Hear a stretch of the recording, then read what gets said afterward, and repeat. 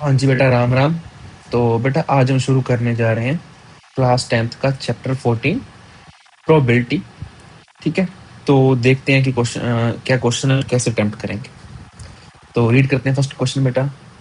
Probability of an event plus probability of an event not E. That means sir, किसी event के occur होने की probability निकालो। ठीक है सर, निकाल लेते हैं।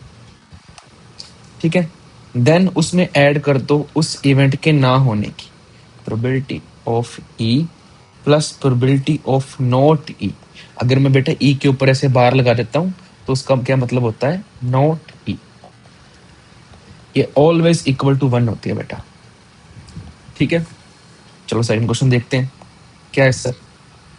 The probability of an event that can not happen. बेटा वो वाला इवेंट जो हो ही नहीं सकता, अगर हम उसकी प्रोबेबिलिटी निकालने की कोशिश भी करें तो क्या आएगी सर, वो 0 आएगी सर।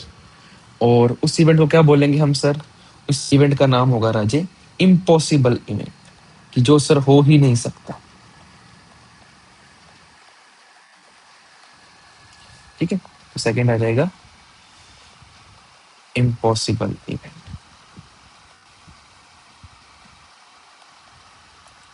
ठीक है, थर्ड राजे the probability of an event that certain to happen.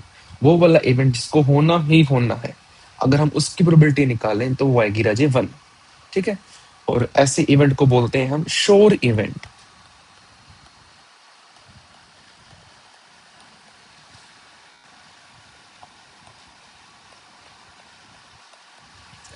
चलिए आगे देखते हैं क्या है। The sum of probability of all elementaries event of an experiment. हम एक्सपेरिमेंट करते हैं, उसके ऑल एलिमेंट्री दैट मीन्स जितने भी उसके पॉसिबल हो सकती है, जितनी पॉसिबिलिटीज हो सकती हैं, उसकी हम प्रोबेबिलिटी निकालने की कोशिश करते हैं और बाद में उन सब प्रोबेबिलिटीज का सम कर देते हैं। तो वो कितना होता है बेटा, 1।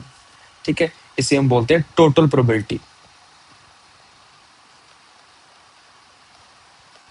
ये इक्वल टू 1 होती है। ठीक है, हाँ जी, लास्ट ये सबसे इंपॉर्टेंट क्वेश्चन है। क्या है, the probability of an event greater than और इक्वल टू। एक प्रोबेबिलिटी निकालते हैं हम। ठीक है जी, वो किससे बड़ी होती है और इक्वल होती है, एंड लेस देन और इक्वल टू, और किससे छोटी होगी, इक्वल होगी। तो बेटा आंसर आएगा 0 एंड 1।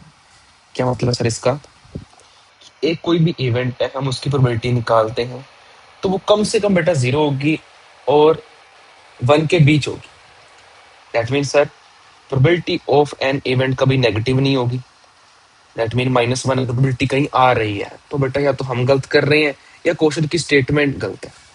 ठीक है, और प्रोबेबिलिटी अगर 2 भी आ रही है तो भी हम कहीं ना कहीं गलत कर रहे हैं, क्योंकि सर ज्यादा से ज्यादा प्रोबेबिलिटी कितनी हो सकती है, 1 हो सकती है, और कम से कम कितनी हो सकती है, 0 हो सकती है। ठीक है बेटा, तो होप सो आपको पार्ट 1 समय लग जाएगा। अगर वीडियो देखोगे 2 बार 3 बार तो आपको समय लग जाएगा ये सारे एमसीक्यूज। चलिए अब नेक्स्ट पार्ट में देखते हैं सेकंड क्वेश्चन।